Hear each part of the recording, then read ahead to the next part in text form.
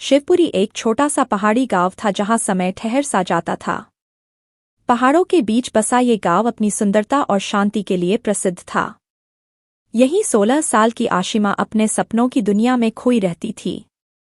वो एक जिंदादिल लड़की थी जिसकी आंखों में अनगिनत सपने थे और दिल में दुनिया जीतने की चाह।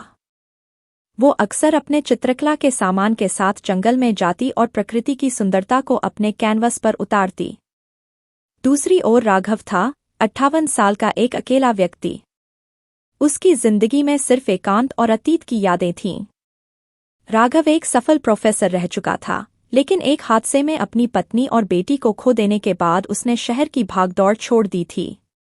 अब वो पहाड़ों के बीच अपने छोटे से घर में रहता था, जहां उसका समय किताबें पढ़ने और बागवानी में गुजरता था।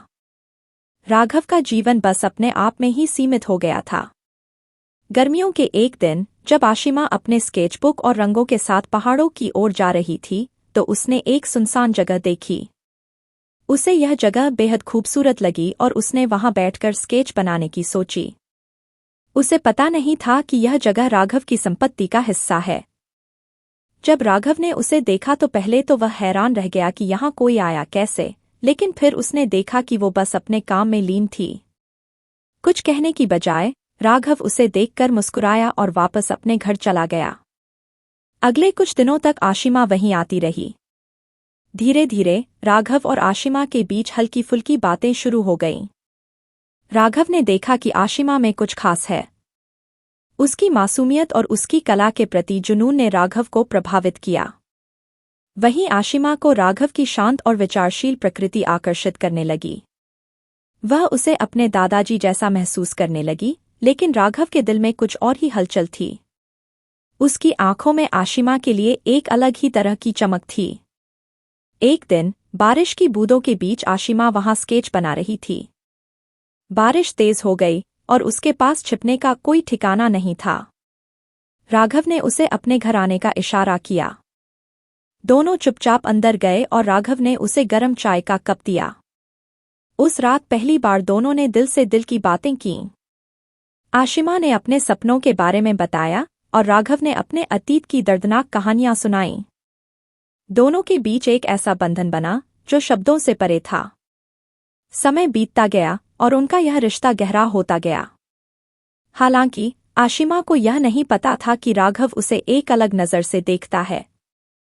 उसके दिल में प्यार की चिंगारी जल चुकी थी, जिसे वह दबाने की कोशिश करता रहा। वहीं आशिमा के लिए यह रिश्ता एक पिता या गुरु के समान था। लेकिन धीरे धीरे उसे भी महसूस हुआ कि वो राघव के बिना अपनी जिंदगी की कल्पना नहीं कर सकती। उसे एहसास हुआ कि यह कोई साधारण संबंध नहीं है। आशिमा का घरवाले अब उसके विवाह की बात करने लगे थे। जब यह बात राघव को पता चली तो उसके दिल में हलचल मच गई। उसे लगा कि यह सही वक्त है जब उसे अपने दिल की बात कहनी चाहिए। एक शाम जब आसमान में सूरज डूब रहा था और पहाड़ों पर सुनहरी किरणें बिखरी हुई थीं, राघव ने हिम्मत जुटाकर आशिमा से कहा, आशिमा, मुझे पता है कि हमारी उम्र में बहुत फर्क है, लेकिन मेरे दिल में तुम्हारे लिए जो महसूस होता है वह शब्दों में बयान नहीं कर सकता। मैं तुम्हें प्यार करता हूँ। आशिमा चौंक गई। उसे उम्मीद नहीं थी कि राघव ऐसा कुछ कहेगा। उसकी आंखों में आंसू आ गए। उसने कहा, राघव जी, मैंने आपको हमेशा एक पिता और मार्गदर्शक के रूप में देखा है। आपके बिना मैं अपनी जिंदगी की कल्पना नहीं कर सकती, लेकिन जो आप महसूस कर रहे हैं, मैं उसे नहीं समझ पाई हूँ।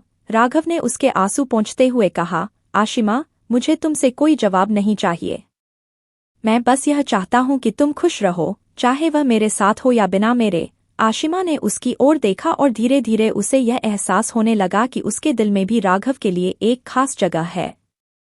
वो उसे सिर्फ एक मार्गदर्शक नहीं, बल्कि एक साथी के रूप में देखने लगी। कहानी का अंत इस तरह हो सकता है कि दोनों ने अपने अपने दिल की बात को समझ लिया। हालांकि समाज और उम्र के बंधन उनके प्यार के रास्ते में खड़े थे, लेकिन उनका रिश्ता उन सीमाओं से परे था। दोनों ने एक दूसरे के साथ अपने जीवन को जीने का फैसला किया, जहां उम्र सिर्फ एक संख्या थी और उनका प्यार दिल से दिल तक था। इस तरह की कहानी में दिल की गहराई और भावनाओं का अहम रोल होता है, जहां उम्र का अंतर भी उनके प्यार को रोक नहीं पाता।